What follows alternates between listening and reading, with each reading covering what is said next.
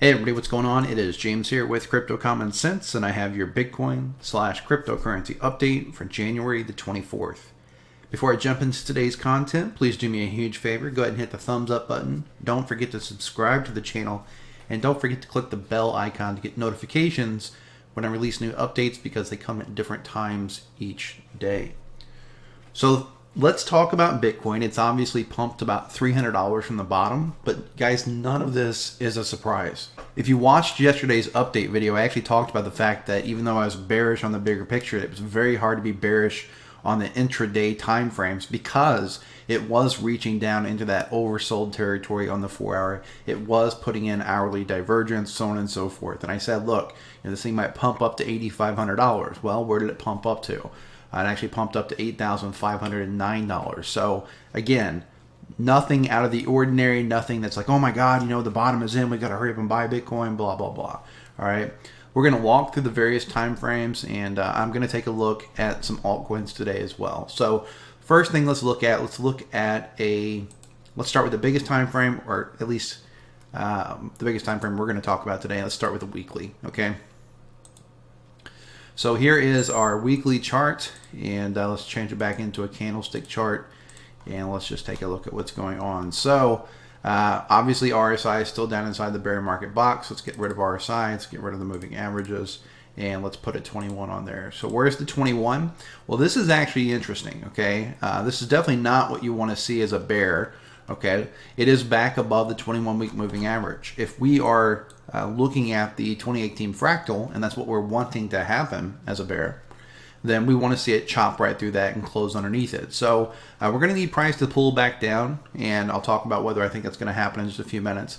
But we do want to see price pull back down before the week closes on Sunday. So we've got about 54 hours left in the week still. So a lot can happen, obviously. Okay, but right now this looks like a bullish retest of this level right back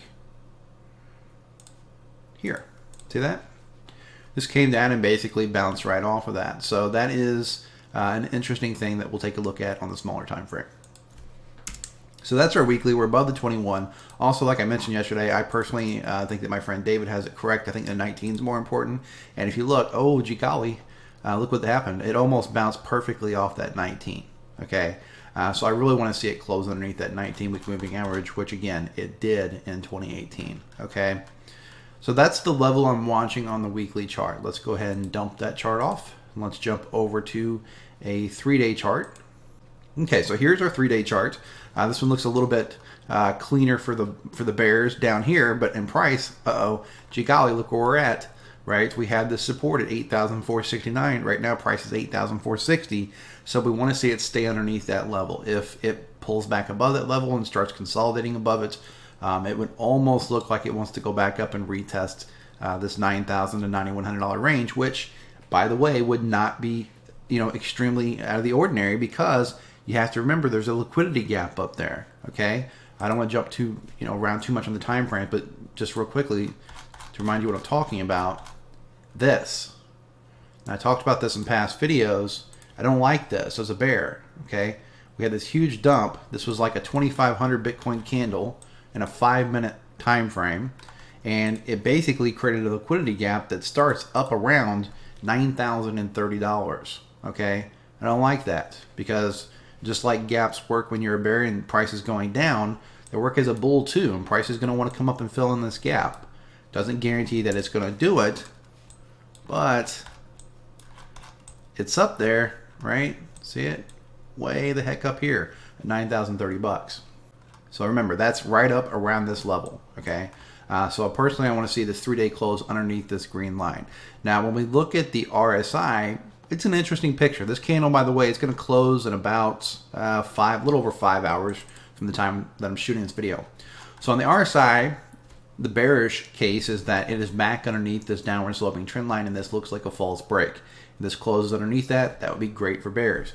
However, the bullish side of this is this red box, especially the top of this red box. This has been resistance in bear markets. You can see how that's been resistance. And when it breaks out, we want to see it come back down inside that box, kind of like it did back here, right? It closed outside of it. The July 27, 2018 candle closed outside of it. and the July 30th candle closed inside of it. Well, this thing has to pull back down and close inside of this box in the next 5.5 to 6 hours. If it doesn't, even though it's back underneath that diagonal line, it could very well find support here. This could end up being a bullish retest, and we could still go up from there. Okay, I think the bulls are presenting a really good case here, to make bears nervous. Also, somebody just mentioned to me, I haven't verified it, but it's interesting. Somebody commented on one of the YouTube videos that the Chinese New Year festivities have been canceled this year because of this virus outbreak that they're dealing with, the coronavirus or whatever you call it. I don't know how you pronounce that. But that would be interesting, right? If the festivities are canceled, then maybe it doesn't have the same effect that it normally has, and maybe that could be something we need to take into consideration. One of the things about the Chinese New Year, and I want to be very clear, I'm not an expert on this at all. I just know what I read on Google. Apparently, it's the time where they give out a lot of money as gifts to each other and things like that.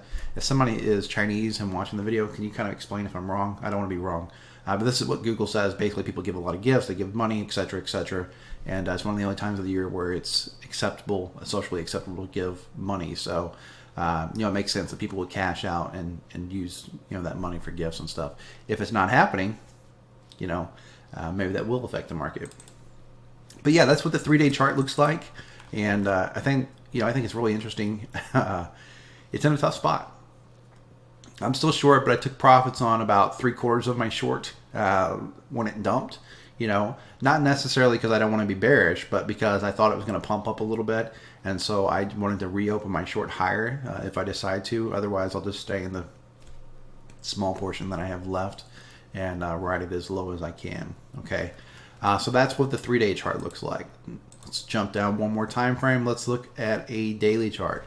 I have the BitMEX chart sitting here. The other charts are the Coinbase. This is BitMEX. Let's just use it. It doesn't really make that big of a difference. One thing I have seen people say on social media is they don't like Coinbase. As far as charts, they think BitMEX is better because it is higher volume. I disagree with them. I actually think that Coinbase is better because it's spot. People are actually buying Bitcoin. People are not buying or selling Bitcoin on BitMEX. They're buying contracts, futures contracts. So I think that Coinbase is better, but the charts are pretty similar, so we'll just use BitMEX. So the 200-day moving average is sitting around $8,968, okay?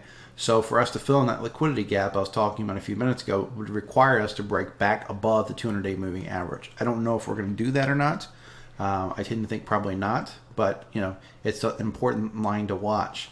The other line that we want to keep an eye on, let me get rid of these trend levels. Remember yesterday, I believe it was yesterday, I said that we had fallen back underneath the downward trend line. See this touch. Well, we're coming back up and we have slightly peaked back above it. Okay, it's not a perfect bullish retest, but you gotta be careful here. It could be that it is going to go up from here. I don't think so. I think what it's trying to do is retest this head and shoulders. I'm almost positive I talked about this yesterday. The days all run together for me, it seems like. So I talked about it at some point. There is this head and shoulders right here. So you got your left shoulder, your head, and your right shoulder. And again, if I put volume on there, because every time I talk about a head and shoulders, somebody's like, oh, you didn't talk about the volume. Okay, let's talk about the volume, guys. High volume on the left side, low volume on the head, and bigger sell volume on the right side. Ideally, I'd like to see the sell volume a little bit higher on the right side, but it is bigger than the buy volume, so that's good enough for me. Okay, so there's the volume for all you volume folks. But anyway, there's the head and shoulders. It is verified. This is the neckline, and it's very cliche after a head and shoulders gets broke, after its neckline breaks, for it to come back up and retest the neckline. Okay, so if we put this on a candlestick, you can see there this wick came up and tested that neckline perfectly. All right, so that is a bearish retest. That's a signal that we're heading lower. Not a guarantee we're heading lower, just one signal that we're heading lower. Also remember, head and shoulders, they are reversal signals. So just like a lot of people said, hey, we have an inverse head and shoulders down here, and that's a reversal signal, we're going to start going up. Well, now we have a regular head and shoulders, and that's a reversal signal that we're probably going to head down. Okay? So that's what I'm seeing on the daily chart. I think we need to watch that level and just kind of see, number one, whether or not it closes above that head and shoulders neckline. That would invalidate that head and shoulders. and also see if it closes above this downward trend. Remember, this is a non-log chart. If you put it on a log chart, we're way underneath the trend, and it's, you know, pretty much all she wrote. Okay, it looks like a bearish retest of the 200, which was lining up with the trend, and it looks like we're moving down. But for extra confirmation, I'd like to see us also close underneath this one, and then we're under the trend both in the log and the non-log charts. Okay, so that is the daily chart. Let's close that out, and let's take a look at some of these smaller time frames. Okay, so this was the line. This was the line of support that I was waiting for it to break. I said if this broke, we'd probably lose 8,500 and go down. We did. We went down to about 8,200. You can see here that it broke through it. Right here would have been a place that you could have taken like a small day trade on a short, came up, retested it for a bearish retest, pumped all the way to 84.26, and then it dumped to 82.16. So you could have got about 2.5% on that trade if you were timed it just perfect. I went to bed right around 11 or 12 o'clock last night, so I missed most of this price action. And I got an alert about 5 a.m. that woke me up, but I didn't get out of bed. I just turned the phone off and went back to sleep. So I did miss this pump. But what's interesting is it put in a beautiful W right here. So once it broke this neckline, that would have been a bullish signal. And somebody could have longed this on a day trade on the close of this candle here, which they would have been long at 83.84. They could have wrote it up for a nice percent or so. So what's happening now? Well, let's get rid of this arrow for a second. What we actually had, and yesterday I talked about this, we didn't have any bullish divergence in the 4 yet. This was actually bullish divergence that happened while I was sleeping. So if you look, you had your low here, you had your lower low here, and down in RSI you had your low and your higher low. So you had your 4-hour divergence. Very, very normal to get a nice bounce off of that, 2 to 4%. You know, I kind of have all this figured out. Like on an hourly divergence, you know, I'm looking for about 2%. On a 4-hour divergence, I'm looking for 3 to 5%. You know, on 5-minute divergences, I'm looking for 0.5%, so on and so forth. So from this, and those percents are measured from the bottoms. So like yesterday, we talked about, right around noon, we were talking about, you know, a 2% pump. We'll talk about that on the hourly in a second. If we measure this from the little bottom down here, the tail measured all the way to the top, it was about 3.5%. To me, at this point, it looks like a bearish retest of support, right? We had this level of support. It looks like it came up and has a bearish retest going on. This is drawn from the wicks, or the tails. But if we take this line off and we draw it on the close, there you go. You got a perfect touch of it, okay?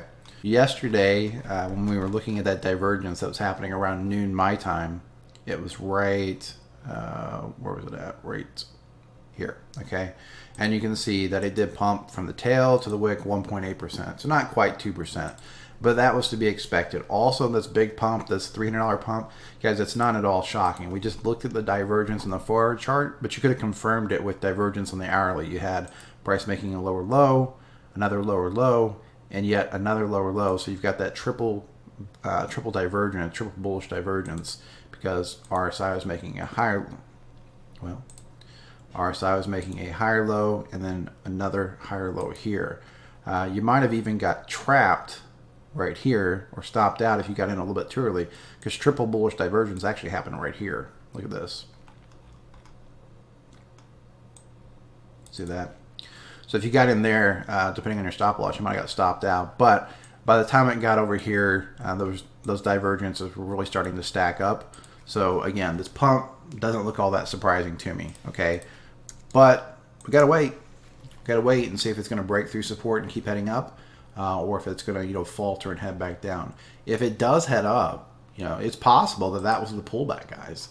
It's possible that this was a pullback in a brand new uptrend. You know, we talked about that being one possibility, that the downtrend, the bigger downtrend, is over. We don't have confirmation yet, but you know, if we look at the swing low back here to this high right here, I want you to pay special attention to where that price came down to. Right smack dab in the golden pocket. Okay, that is a reload zone. If you believe this is an uptrend and you believe that the trend is going to continue, that's exactly where you would be looking to long Bitcoin. All right. I don't believe the trend is going to continue. I think there's more evidence that says the trend is over and that it's reversing. the smaller, the uptrend we've been in. But we'll see. Okay, if you wanted to long this, that would have been a perfectly valid place to go long at 82.53, and you'd be up right now, a couple $100 per Bitcoin. So we got to be mindful of that. Again, we don't get too arrogant and so biased that we ignore the facts. Let's look and see if we can't find some trend lines on the hourly RSI down here. On the hourly chart, I don't see anything great on the RSI. Wow, this thing was a lot more oversold than it looked like. Look at this. Got all the way down to 19.8. No wonder it bounced.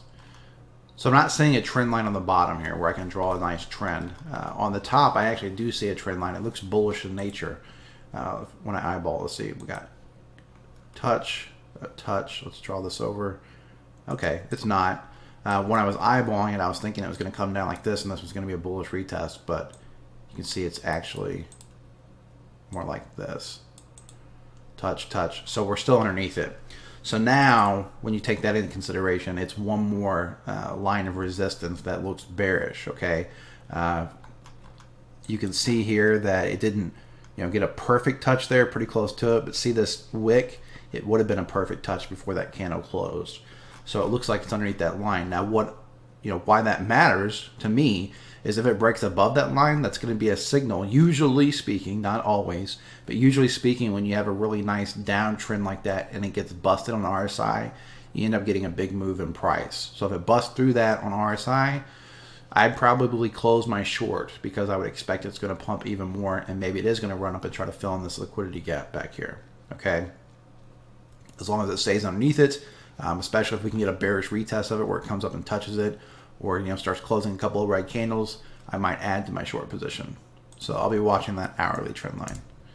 And that's pretty much it. You got hourly, you got your 4 hour, you got your daily, 3-day, and weekly, and that's kind of what I'm saying on Bitcoin. I'm not too worried about the CME right now. The one thing I will say about the CME is look at this. This was the 200-day moving average in the CME. I started to get a little bit nervous when we broke above it, especially when we came back down for a retest and moved off of it. I started to think, maybe we are going up, and I was kind of clinging to the idea that the 200 daily on the other charts would stop us, which it did. But we have broke, obviously we never broke above the 200 daily on the regular charts, we never closed above it. And on the 200 daily on the CME, this looks like a false break that's now back underneath the 200 daily. So I do like that as a bear. Okay, looks like a big bull trap sitting up there. So I will watch that level. It's around $8,700 right now. So, again, if price breaks above 8,700, it would make me very nervous as a bear. Okay. So that's what I'm saying on the CME. Let's pull up some alt charts. We'll start with the total market cap. And we talked about this yesterday. The total market cap was coming down. It was retesting its 200 moving average from above. And I said that I did not want to see this break underneath it. So it actually did fall underneath it, which if I had been awake, it would have been very, very nerve-wracking for me. I wasn't, and it's already pumped back above it. So with any luck, this is not going to close underneath its 200-day moving average. But if I'm being totally transparent, I'm starting to think this was one big false break on the altcoins. Okay, I do not like the fact that it keeps coming down and testing that like that. We've talked about this in many videos. The more times a line is tested, whether it's resistance or support, the more likely it is to give way. Just think of this like a dam holding back the water. The more times it gets pounded against, eventually it's going to break. And this looks pretty crappy. Okay, so I don't like what I'm seeing on the total market cap. Not one single bit. We'll wait and see. We'll see where the daily closes at. Hopefully it closes above that level because I still have quite a bit of money in my alts. Okay. It's not a large percentage of my portfolio, but it's still quite a bit of money. Talk about some of the alts that I'm personally watching. So I have some Stellar. I actually bought that Stellar back in 2017, and I've moved in and out of it a few times. I actually took profits on my Stellar up at 6.29 cents. So it's been nice to watch this fall, but I still hold a little over half of what I had. So, I'm kind of on the fence. It's like if it goes up, it's like, okay, that's great for the ones I held. If it goes down, it's like, okay, that's great for the ones I sold. It fell quite a bit. And it never crossed its 200-day moving average. So for me, that looks bearish, right? It does not look great. It found support here, which is wonderful, but not loving what I'm seeing on Stellar. Yeah, you've got this giant M forming on the weekly. It's actually confirmed because last week is already closed. Oh, this is a daily chart. Holy cow. Sorry. You get this giant M forming on the daily. It's already confirmed. Some people would argue that's not an M. It's not a double top because the side is too high. I could give them credit and say maybe not. But then you look at the RSI and it was a giant double top. And you have bearish divergence on the daily, right? Higher high, lower high, double top on RSI, overbought RSI. All these things are, painting this bearish picture. So not looking great. If we draw a trend line on it, maybe it did find support here, right? It's hard to see because these tails, RSI is measured from closes, but this tail probably did ping this level. Maybe it is going to bounce off of it. So hopefully it goes back up. We'll see. If we take a look at EOS, which is one of the, I guess what they're calling majors now, it's another one that I took some profits on. But again, I'm holding over half my position still. It once again found support on its 200-day moving average. This is one that's above its 200. And again, I talked about a couple days ago. I said, look, if you were watching, you could have went long on the 200, made a really nice swing trade off of it. Jumped up almost 10%, at 9.67%. And same thing last night. I don't know when it hit it exactly. See, 3:35 was it hit it at 3 a.m. my time. Then it came up, came back down, 3 a.m. or 5 a.m. pinged it again. So this would have been a very, very easy long to take if you were watching, right? If you were awake at that time. Again, I wasn't.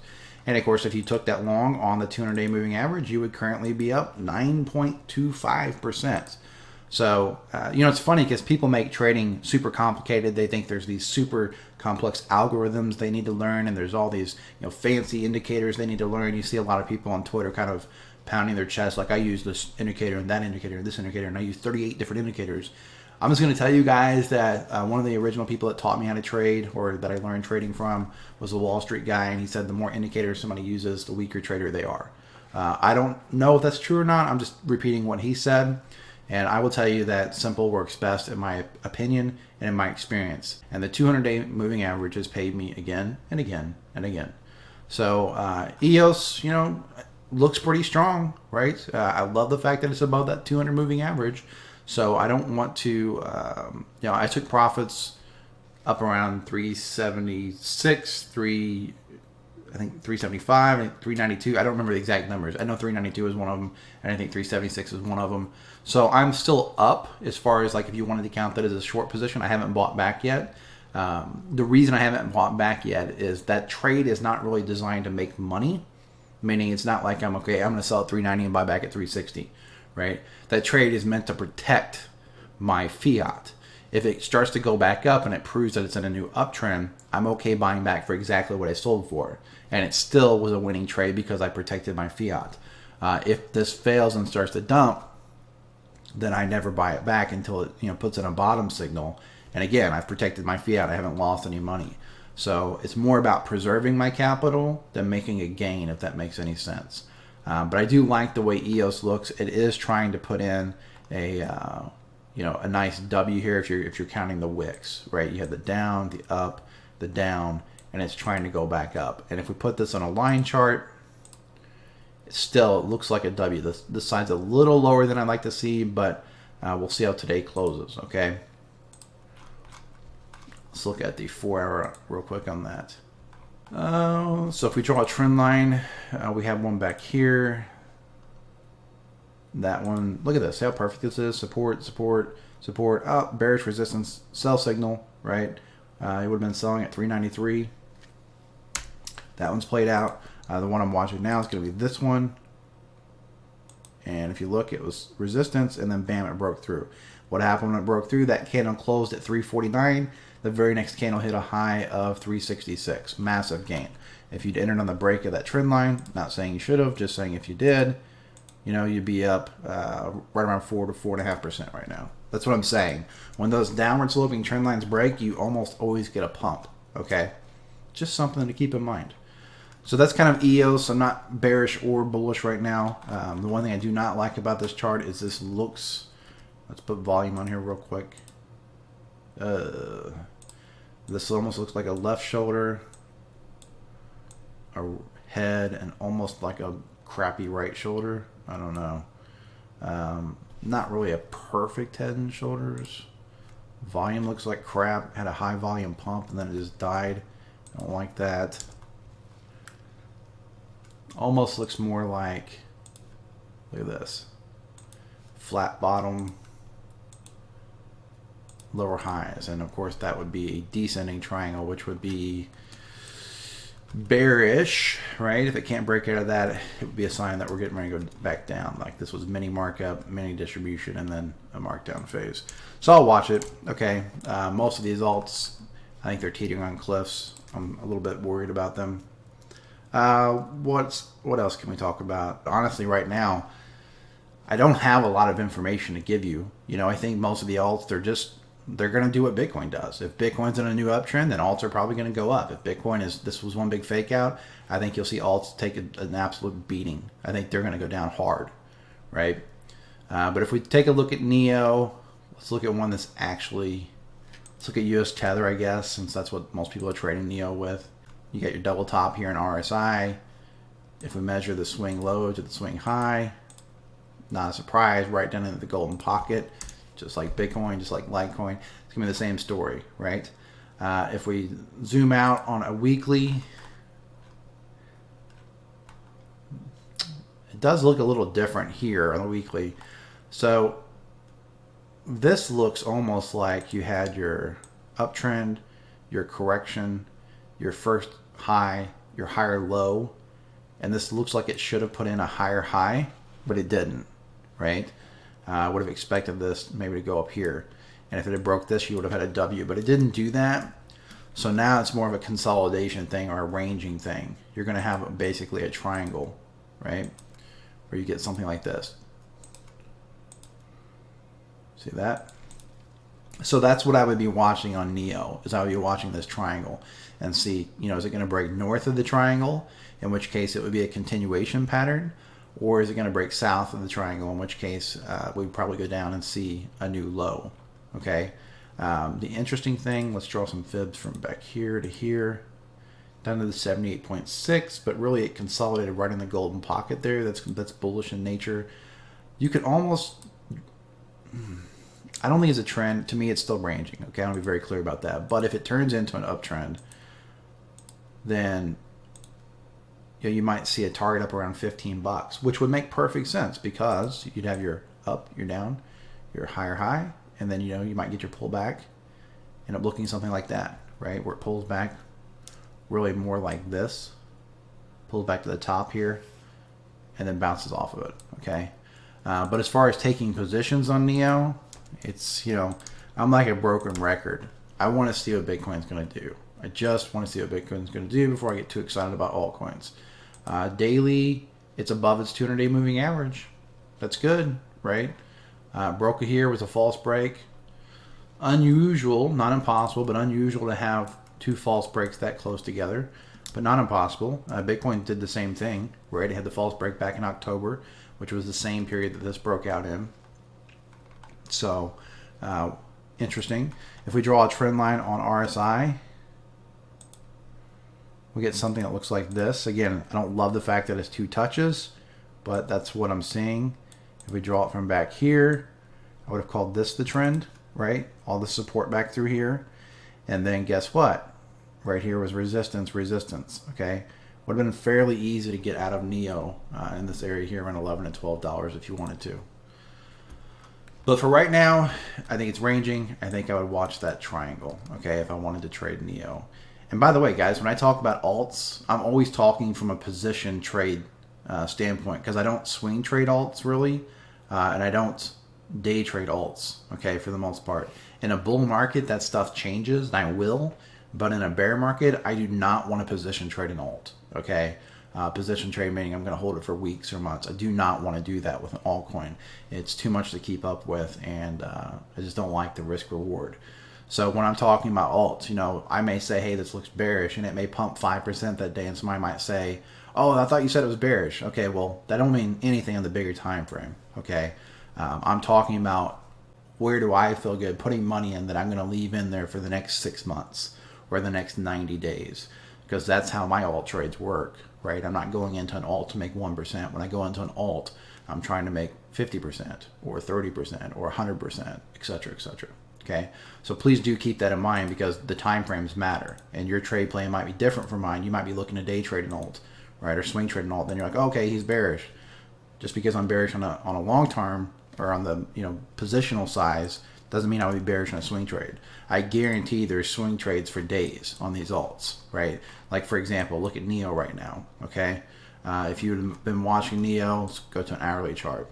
Was there a trade here? Hell yeah, there was a trade here, right? Bam, bam, bam, bam. Basically the same trade as Bitcoin, right? Lower lows, higher lows. Could have got in on a trade right there, and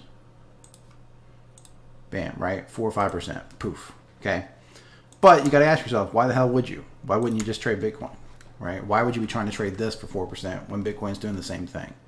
Okay. So I think overall, let's take a look at one last chart and then we'll wrap up. Let's take a look at the total market cap chart and see what it looks like. Total market cap daily, underneath the 200-day moving average, which is bearish in nature, right? Not great. Also looks like we have pinged off this level. I don't know what level that is until I zoom out. What is that? Okay, that's the 61.8 on the trend. So interesting. The trend target still remains $190 billion if you're measuring it from this high to this low. I don't really like that much, to be totally honest. It works, it's fine, but I really like just starting at the very beginning and just not being picky about where I put this. First low, first pullback, right? And of course, if we measure it like that, then we're actually finding support on this 1.272 level, right? And if this does end up being a new low, then that means that we would have to break down to at least, well, not have to, but that we would likely break down to at least 152 billion, which from where we're at, you're talking about a 33% drop, okay, between Bitcoin and the altcoins. So something to keep in mind. All right, guys, depending on how I edit the video, it's going to be over 40 minutes, so I'm going to go ahead and wrap up there. Please remember that I am literally some guy sitting in a spare bedroom. Nothing in this video is financial advice. Nothing in this video is trade advice. You should always do your own due diligence and seek out professional investment advice before making any type of investment. If you enjoyed the video, please be sure and give it a thumbs up. Don't forget to subscribe to the channel, and don't forget to check the description for links where you can follow me on TradingView, Twitter, where you can join my free Facebook group, and also where you can join my paid trading course if you'd like to learn how to trade. This is James with Crypto Common Sense, reminding you to trade safe.